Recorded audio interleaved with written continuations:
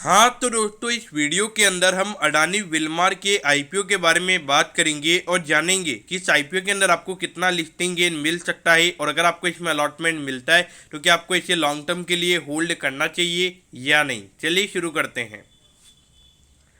तो देखिए, यहाँ पर सबसे पहले हम ये जानेंगे कि ये कंपनी काम क्या करती है। तो देखिए, ये कंपनी 1999 में इनकॉर्पोरेट हुई थी, यानी कि 22 साल इस कंपनी को हो चुके हैं और ये कंपनी एक जॉइंट वेंचर है अडानी ग्रुप और विल्मार ग्रुप के बीच में। तो देखिए, ये कंपनी एडिबल ऑयल बनाती है, व्हीट फ्लोर बनाती है, राइस, पल्सेज एंड शुगर। तो ये मेन कंपनी के हमारे जो किचन कमोडिटीज वाले प्रोडक्ट्स हैं वो ये कंपनी बनाती है। और इनका ब्रांड नेम जो कि फॉर्च्यून है, जिसने इंडिया की सबसे लार्जेस्ट एडिबल ऑयल कंपनी है। तो देखा जाए तो उस पॉइंट ऑफ व्यू से इनका जो ब्रांड इमेज है वो भी काफ़ी अच्छा हमें ऑयल इंडस्ट्री के अंदर नज़र आता है। उसके अलावा अगर हम देखेंगे तो इनके जो प्रोडक्ट्स हैं वो डाइवर्स रेंज ऑफ ब्रांड के अंदर देते हैं। ऐसा नहीं कि सिर्फ फॉर्च्यून ही उनकी एक ब्रांड है, उसके अलावा भी उनके और भी ब्रांड्स हैं, लेकिन जो मेन रेवेन्यू कंट्रीब्यूशन की अगर हम बात करेंगे तो वो फॉर्च्यून से ही होती है। अब यहाँ पर अगर हम देखेंगे तो देखिए, कंपनी एडिबल ऑयल बनाती है, पैकेज फूड कंपनी बनाती है, उसके अलावा इंडस्ट्री इसेंशियल ये तीन सेगमेंट के अंदर कंपनी काम करती है। मतलब ये तीन मेन कंपनी के प्रोडक्ट हमें नज़र आते हैं। तो देखिए, कंपनी का ऐसा मानना है कि जो फॉर्च्यून है ये इंडिया की सबसे बड़ी एडिबल ऑयल बेचने वाली कंपनी है। तो ये एक काफ़ी अच्छी बात है और ये मार्केट को काफ़ी अच्छी लग सकती है। उसके अलावा कंपनी कुछ रेडी टू कुक फूड्स होते हैं, जैसे कि खिचड़ी हो गई, उसके अलावा सोया चंक्स हो गए, तो जिसको आप डायरेक्टली बना सकते हो, तो वो भी कंपनी यहाँ पे अभी बनाती है। तो इसका मार्केट अगर हम देखेंगे तो इसका आने वाले टाइम पे इसका मार्केट काफ़ी बड़ा है, जो रेडी टू कुक वाले प्रोडक्ट्स हैं। और अगर वहाँ पे एक अच्छी ब्रांड इमेज आपकी ऑलरेडी बन चुकी है, यानी कि जो फॉर्च्यून है ये जो ब्रांड इमेज है आपकी ऑलरेडी बन चुकी है, तो ये आने वाले टाइम पे काफ़ी अच्छा रह सकता है। और अगर हम पिछले ईयर की अगर हम बात करेंगे तो सबसे ज़्यादा क्रूड एडिबल ऑयल इंपोर्ट करने वाली ये कंपनी थी। मतलब अगर सबसे ज़्यादा अगर किसी ने क्रूड ऑयल को इंपोर्ट किया था पिछले साल में तो वो अडानी विल्मार ही था। तो ये आप देख सकते हैं कि कितना कंजम्पशन यहाँ पे फॉर्च्यून के एडिबल ऑयल का होता है, क्योंकि अगर उनके ऑयल का नहीं होता तो यहाँ पे सबसे ज़्यादा इंपोर्टिंग उनकी तरफ से नहीं होती। तो यहाँ पर अभी कंपनी के 22 प्लांट्स है, लगभग 10 स्टेट्स में ये लोकेटेड है, जिसके अंदर अगर हम देखेंगे तो 10 तो क्रशिंग यूनिट्स हैं और 19 रिफाइनरीज हैं। और इनकी जो एक रिफाइनरी जो मुंद्रा के अंदर है तो वो एक ही दिन के अंदर उसकी कैपेसिटी 5000 MT की है। तो देखा जाए तो कैपेसिटी पॉइंट ऑफ व्यू से यहाँ पर कोई इश्यूज हमें नज़र नहीं आते हैं। अगर कंपनी के डिस्ट्रीब्यूटर्स की बात करेंगे तो 28 स्टेट और 8 यूनियन टेरिटरीज, यानी कि ऑल ओवर इंडिया में इनका प्रेजेंस है और 1.6 मिलियन रिटेल आउटलेट पे इनके प्रोडक्ट्स हैं। यानी कि 16 लाख के रिटेल आउटलेट के ऊपर कंपनी के प्रोडक्ट सेल होते हैं। और अगर हम देखेंगे तो अभी कंपनी के 88 डिपॉट भी हैं, उसके अलावा जो एग्रीगेट स्टोरेज है कंपनी के पास अवेलेबल, तो वो अभी 1.8 मिलियन यानी कि 18 लाख स्क्वायर फीट का यहाँ पे कंपनी के पास टोटल एग्रीगेट स्टोरेज हमें नज़र आता है। तो अगर हम देखेंगे जो मैन्युफैक्चरिंग कैपेबिलिटीज़ हैं, उसके अलावा जो स्टोरेज कैपेसिटी है वो यहाँ पे सारी हमें अच्छी नज़र आती है। अब यहाँ पे कंपनी की कम्पिटिटिव स्ट्रेंथ क्या है, तो देखिए यहाँ पर कंपनी का जो प्रोडक्ट पोर्टफोलियो है वो डाइवर्सिफाइड है। ऐसा नहीं है कि सिर्फ एडिबल ऑयल ही कंपनी सेल करती है।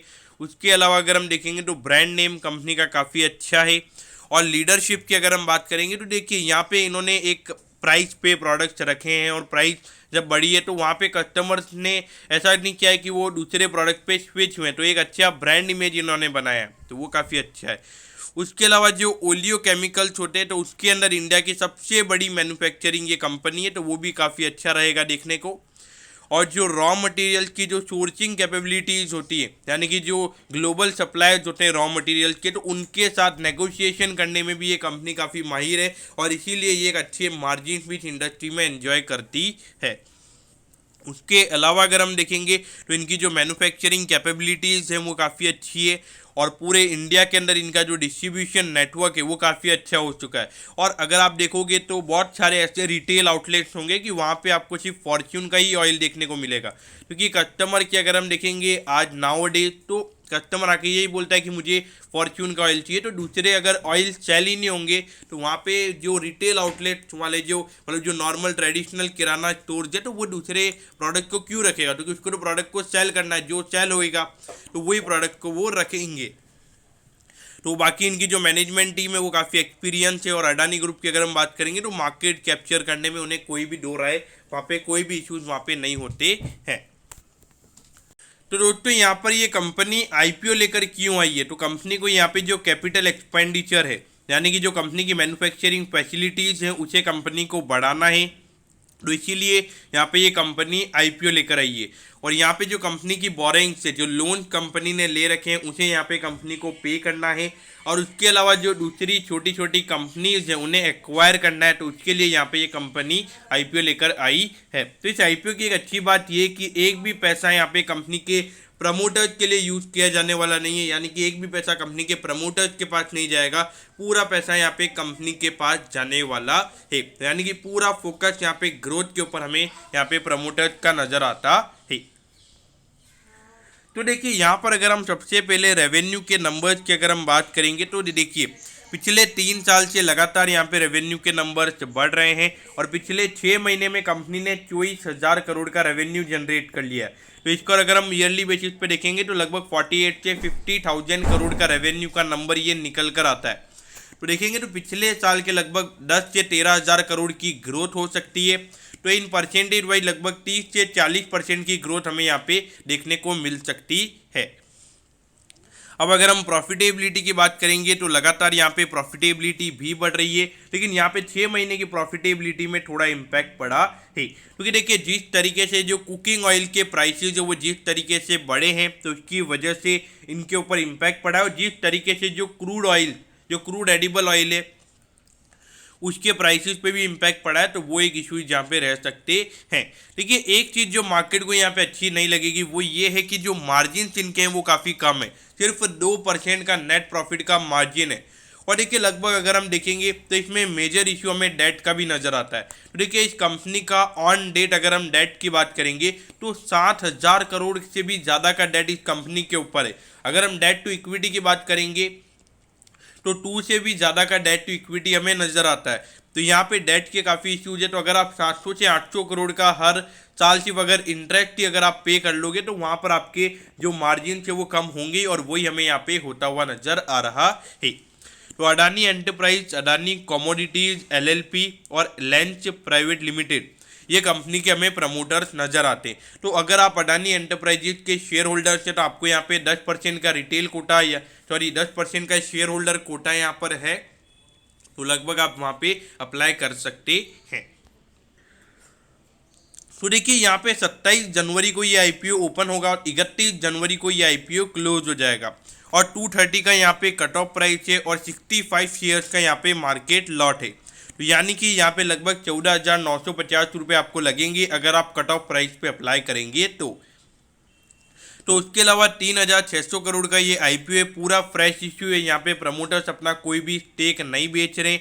उसके अलावा अगर हम देखेंगे तो 50% का यहाँ पे क्यूआईबी कोटा है, 10% का रिटेल कोटा रहेगा, और उसमें अगर हम देखेंगे तो 35% का यहाँ पे रिटेल कोटा है। मेरे ख्याल से इन 35% में से ही 10% का रिटेल कोटा हमें नज़र आने वाला है।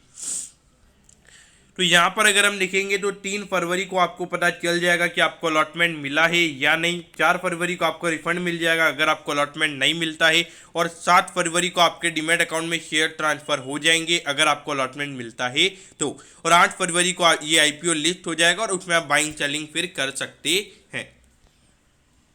तो यहाँ पे 14,950 रुपये मिनिमम आपको लगेंगे। अगर आपको मैक्सिमम इसमें रिटेल कैटेगरी में अप्लाई करना है तो मैक्सिमम 13 लॉट के लिए आप अप्लाई कर सकते हैं, और इसके लिए 1,94,350 रुपीज़ लगेंगे।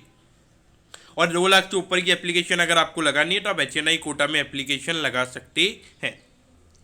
तो यहाँ पर अगर हम रिटर्न ऑन नेटवर्थ की अगर हम बात करेंगे तो ये नंबर 22% पे है। तो रिटर्न ऑन नेटवर्थ में यहाँ पे कोई इश्यूज नहीं है।